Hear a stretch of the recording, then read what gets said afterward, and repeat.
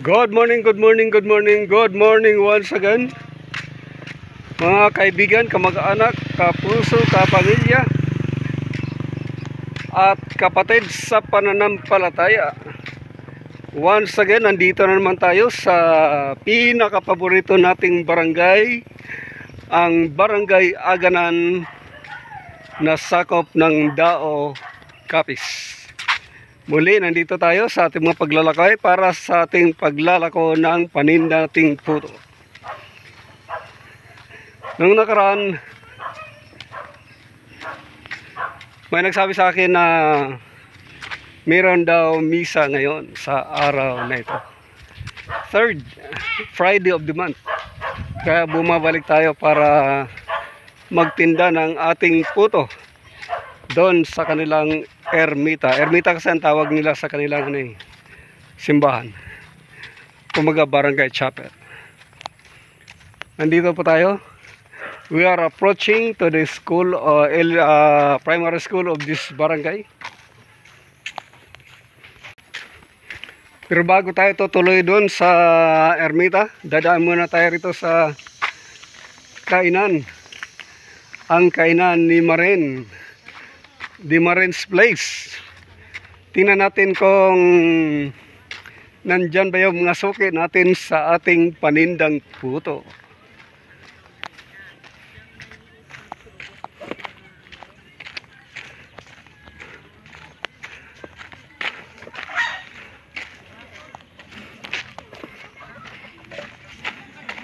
Good morning, good morning, good morning once again.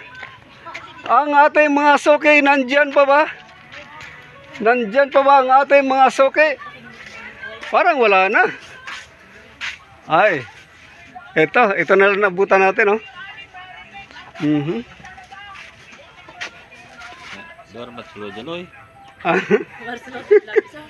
Gamay na lang. Sige, ta vlogger mo, doon matulog. Oh, puto. Dapat nga lipid si mo vlogger. Lipid. Ay, delikado yung lipid. Mahubog kita. Kasi kay ragaak la. Nano ginagibig sa kababata ng babae. Ang mga masisipag ng mga beads, sabi nyo. Papa. Okay, sige. Mabinsan ako.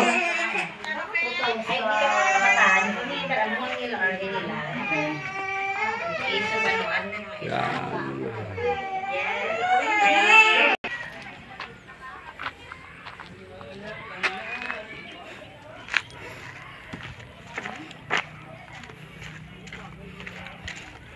Tuloy tayo.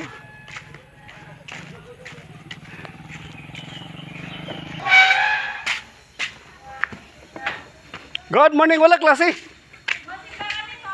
Masimba. Okay. Masimba pala sila.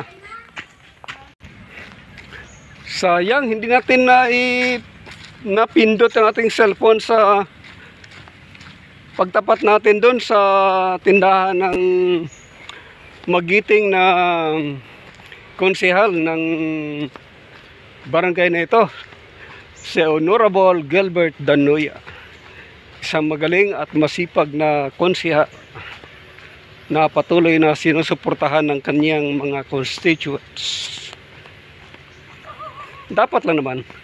Kasi ang mga masisipag na mga public servant ay dapat na manatili sa kanilang posisyon upang may pagpatuloy nila ang kanilang bukal sa kaloobang pagsiservisyo. Marami tayong makikitang ganyan. At naniwala ako na dito sa barangay nito, karamihan sa mga nanilbihan ay mga kind-hearted barangay officials.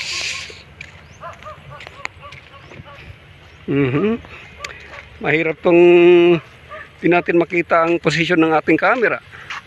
We'll examine this carefully. Okay. Pinutin natin mga suki at mga kaibigan. Sasakay sila sa kanilang service. Unahan natin sila sa paglakad. Sila ay magsisimba.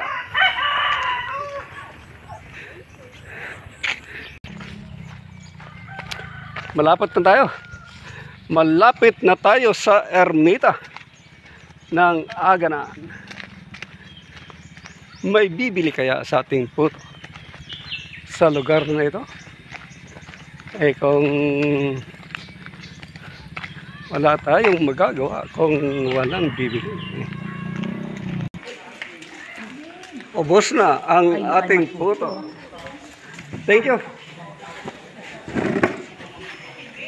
Maraming salamat sa mga customers ko. May avid customers na bumili ng aking panindang puto.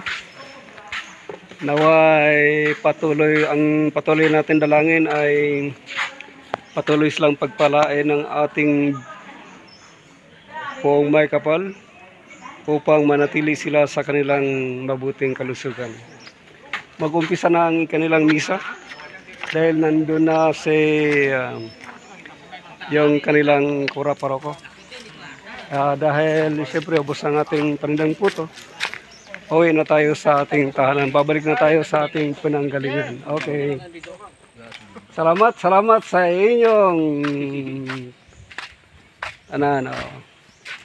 Ang aking kaibigan. Lahat naman sila kaibigan ko eh. Pero one of my best friend, Mr. Joey Danoya. Ubos mo bla daw. Okay, ubos na. Thank you.